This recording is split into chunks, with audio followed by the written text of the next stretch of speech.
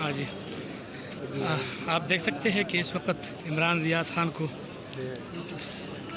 ला रहे हैं।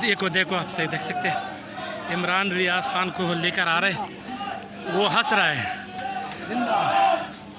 उसको अदालत में पेश किया जा रहा है।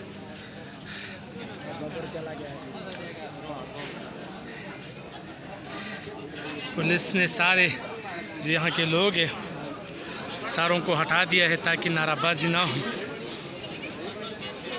काफ़ी सख्त इक़दाम उन्होंने किए हैं। आज ही इस वक्त अटक अदालतों में मौजूद है। यहाँ पर इमरान रियाज भाई को अंदर लेके गए हैं। अब देखते हैं कि उनको बेल मिल जाती है या नहीं, क्या सूरत हाल है।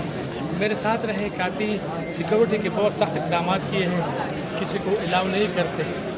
और अदालत के करीब जो आप देख रहे हैं यहाँ पर, अगर आप लोगों को देखें तो काफ़ी लोग यहाँ पर मौजूद हैं, लेकिन ये भी बिल्कुल हटा दिया है।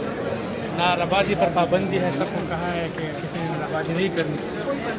तो एक इनोसेंट बंदे को मतलब इसी तरह अदालतों में लेके आना, गिरफ्तार करना, मेरा ख्याल है कि ये जमहूरी अमल नहीं है। बहरहाल हम देखते हैं, आप सारा सिलसिला आपको दिखाते हैं, तो मेरे साथ रहें।